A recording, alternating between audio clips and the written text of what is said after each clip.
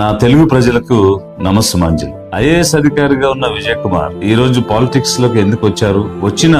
ఉన్న పార్టీల్లో చేరకుండా కొత్తగా లిబరేషన్ కాంగ్రెస్ పార్టీ అని పార్టీని ఎందుకు స్థాపించారు? ఇలా అనేక రకమైనటువంటి ప్రశ్నలు జనం నుంచి ఎదురవుతూ ఉన్నాయి. అయితే నేను పాలిటిక్స్ లోకి ఎందుకు వచ్చాను అనేది తెలియాలని అంటే అసలు ఐఏఎస్ అధికారిగా ఎందుకు అయ్యాను అనేటువంటిది కూడా తెలుసుకోవడం, దాని ద్వారా ఇది ఇంకా బాగా అర్థమవుతుందని అనుకుంటున్నాను. నాది యాక్చువల్ గా కొల్లేరు ఒడ్డునటువంటి ఒక మారుమూల గ్రామం. ఆ గ్రామంలో మా నాన్నగారు అప్పుడే ఆ రోజుల్లోనే మెట్రికులేషన్ చేసి వ్యవసాయంలో స్థిరపడ్డారు. కానీ వారు నేర్చుకున్నటువంటి జ్ఞానం 10 మందికి పంచాలనేటువంటి ఒక ఆలోచనతో ప్రతిరోజు సాయంత్రం గ్రామంలో ఉన్న పిల్లలందరినీ కూడగట్టి వారికి విద్య నేర్పిస్తూ ఉండేవారు. అలా నా ముందు తరానికి, మా తర్వాత 2 తరాలకి గ్రామంలో 4 తరాల వారికి విద్యను అందించి ప్రయోజకులను చేశారు. ఆ సందర్భంలో నేను వారిని గమనిస్తూ ఉన్నప్పుడు నాకేం చెప్తూ ఉండేవారంటే, నువ్వు ఎదగాలి, ప్రయోజకుడు అవ్వాలి. ప్రయోజకుడు అవ్వడం అంటే మన కోసం మనం బ్రతకడం కాదు, 10 మంది కోసం బ్రతకడం, 10 మందికి సాయం చేయడం అని చెప్తూ ఉండేవారు. అదేంటి నాన్నగారు అంటే,